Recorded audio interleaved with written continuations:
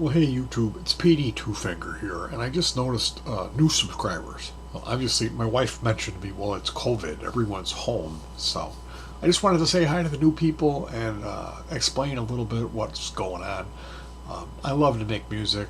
I love to play guitar. I had an accident when I was a kid. I'm missing tops of these fingers, so me and my wife have been playing in a duo.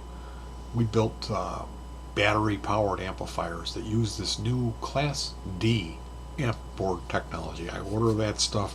It's incredibly affordable. Pay $5 for a 100-watt amp board from China. Now, obviously, it's not 100 watts because I'm not using 4 ohm speaker. I'm using 8 ohm, but it's still, trust me, it's plenty loud. Okay. My wife and I make music. We've got a band with our children. My daughter just had her first baby just this week. What a time to have a baby right in the middle of the COVID lockdown. So I've got 2 kids. The family band is 2 guitars, bass, and keyboards, and then we use an Alesis SR18 drum machine. The duo is just my wife and I, and we use drum loops with some sound effects to kind of pad that out. So I love to make music. I love playing guitar. I play a little bit of bass too, but for the duo, that's my wife's job. Now, what I really stress here is not fetishizing, not worshiping any piece of gear or damning any piece of gear.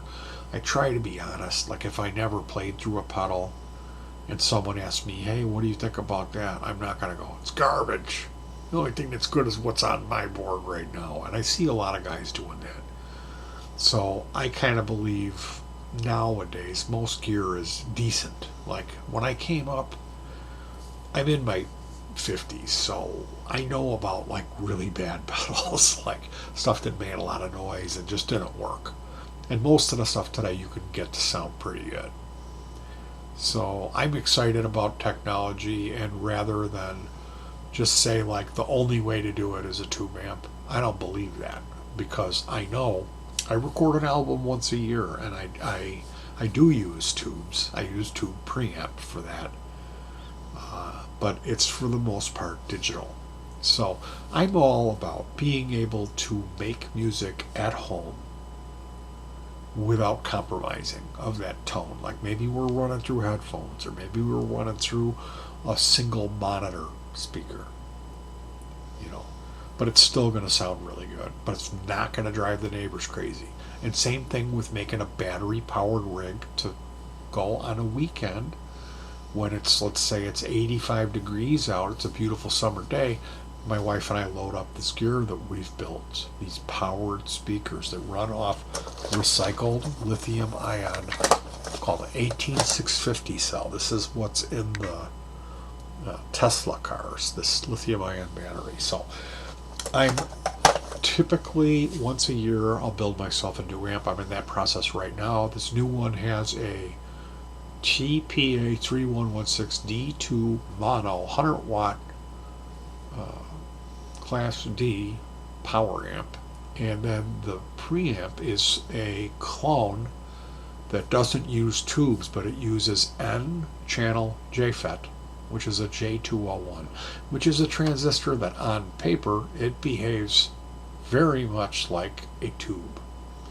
So guys will go ahead and take an existing amplifier and clone it, but instead of using tubes and high voltage, they'll redesign it to use these JFETs. And the thing with the JFETs is they kind of stopped making them. Or you can get the SMT surface mount technology, which they're tiny. And people are now making daughter boards. So you place the tiny JFET on the daughter board, solder 3 points onto the daughter board, and then there's regular size clips that go down, and you're able to just pop this right in like a normal size transistor. So that's what I'm working on now. Is I've built a silicon fuzz that uses pink LEDs and then on a switch germanium clipping diodes, and this is a very it's kind of a brass sound, like the old Maestro FC1B, and like it sounds like a trumpet. So what I'm working on right now, I've got that silicon fuzz that's very germanium like, that sounds like a tuba when you set it right. I'm going to be boxing that up and demoing that. I just built the Freidman BEOD.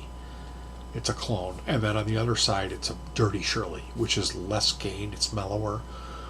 So that is an option for my rig. I'm expanding my rig from a stereo modeling rig to have a channel in the middle that's all analog. So it's going to be wet, dry, wet. The wet's is the stereo modeling rig using this Zoom G3 with custom patches. And I'm really thrilled with that sound I'm getting, but I thought, what if I added a center channel and had that all analog? So I'm going to be trying things out and auditioning that, and what we do is we build the stuff here. I'm going to talk about the builds and show you.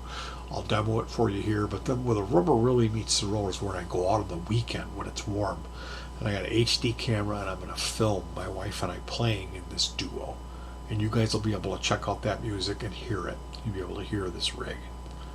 So I'm building a new amplifier, which is a 100-watt mono head with going into a single Fender 12-inch speaker. And I've got an option to run a tweeter horn on it, because if you know about modeling, oftentimes they have a tweeter or full range speaker.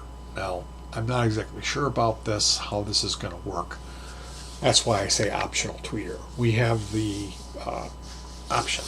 So, Fender 12, 100-watt power amp, and then I'm building a preamp, which is using the jefts, and that circuit is a 1992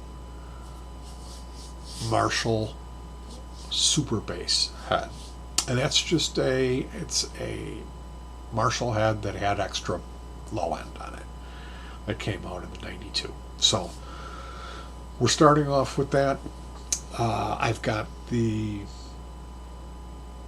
that trick fuzz, and then I've got this Freidman BEOD. So I'm not sure what's going to happen as far as the rig in the long run. I know I'm going to split the signal and run my digital rig for the wet stereo, and then in the center I'm going to want something that's going to have 3 tones, clean, overdrive, and distortion. But I'm going to want, even with the distortion, to have a real lot of the guitar's natural overtones coming through. So it may end up being this amp that I've already built, which is 100 watt. It's the same thing I'm talking about. It's got a hi-fi EQ in it with a Tom Scholz Rockman guitar ace bolted onto the side. So welcome. This is what I'm working on for now for spring, and my goal date for this, to have everything boxed up and finished and ready to be able to test, is going to be about a month from now. But I've got a lot of it's done, and I'm ready to finish that preamp. Just waiting from parts from China. Now the other thing is a spring reverb. I've got this tank. I've got several tanks here. So I'm looking around at all of these options for building circuits to run a reverb tank. A lot of them run on bipolar, and I really don't want to do that. I was thinking, just build a LM386 to drive it. Have a op amp splitter, split your signal, run it over to a mixer, and then have your other channel go to an LM386, and then on the output run that to the mixer. Well, that's kind of, I don't know, it wouldn't sound that great. It would work, because I've done that here already. But getting fancier with stuff like high pass filter, additional preamp stages, and then when you get down to it, it's like, do I really want to build all this stuff and not know if it's going to come together and work, or there's going to be some kind of hum or ground loop? So I found in Australia there's a place that sells a PCB, a circuit with two controls. I think it's dwell and mix, and then there's a bypass switch, 4 RCA ports, in and out, and then in and out for your tank. So I'm going to be guinea pigging that. I'm going to purchase one of those. My wife lost her jobs. We're up in the air with this COVID thing, but that's going to be happening. And I'm either gonna build this into an amp chassis. It's kind of large. I should probably make my own separate outboard reverb unit. So that might be a nice thing to demo with this. I love spring reverb. I really do. So I want to keep the wet, dry, wet. I want to keep the dry analog. So maybe we'll add that spring reverb. I mean, I definitely want to build a spring reverb unit. That's just something that's on the table. So that might be as easy as just this $25 board, and then rehousing that into a chassis with this already has some rubber grommets on it and the spring thing set up. So it might be pretty easy, just color by number. But what I do here is making music and making the tools to make music. I build a lot of circuits into old PC switch boxes where they would have a little toggle or what do you call that type of switch where you turn it, and 3 big, LPT, what do you call them, printer jacks on the back. I get those old boxes and make mixers. I make Class D amps. I make EQs and build them in there. So I have kind of like a modular approach where I will build stuff into those type of things. And I've got a huge pedal collection, stuff that I've built. So that's pretty much what's going on. That's what I've got on the menu. Again, this channel is all about not sacrificing. But I also don't fetish. I'm not going to tell you the only way to go is to buy some incredibly expensive tube amp, because that's just not always the case for everyone, especially if you live in an apartment. So welcome. Thank you so much for subscribing to my channel. I like to say good thoughts, good words, good deeds, to just keep that positivity. I'm sorry that the comments are shut off. We have come into